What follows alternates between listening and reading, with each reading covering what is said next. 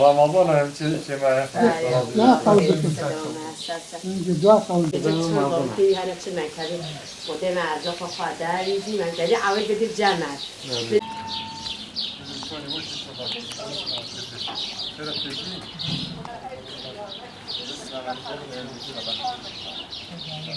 Prova bışine tazani yani bu kadar adam rakam etkine 5 dakika gördüm 5 maret ketine.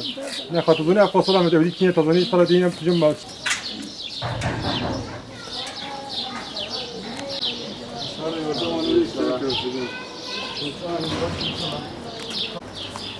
Ama mevcut daha sine, bana daha ya.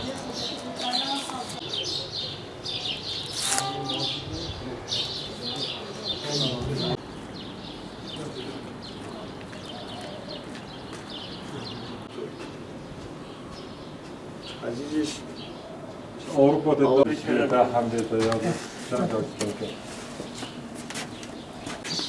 Mal kapı koyar. ha?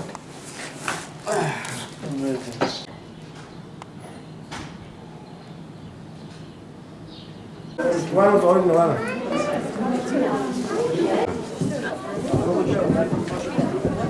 Yani falan şey var mı? O yüzden kafaysa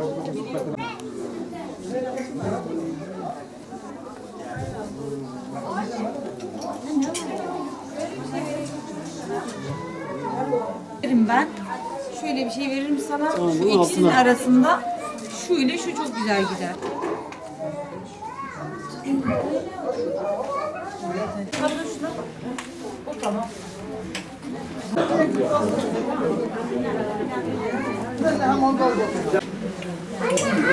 Zahid Bilgehan amcalara bir teşekkürler.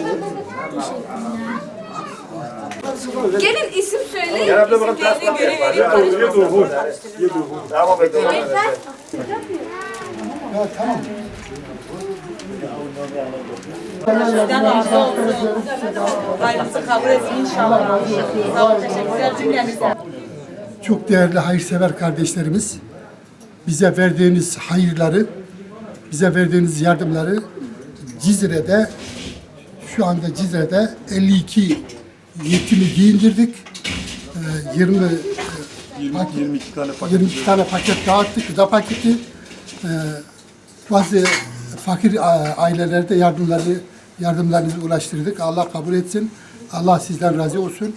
Verdiğiniz yardımları böyle kendi elimizle getirip fakirlere teslim ediyoruz. Allah sizden razı olsun. Her zaman yardımlarınızı da bekliyoruz.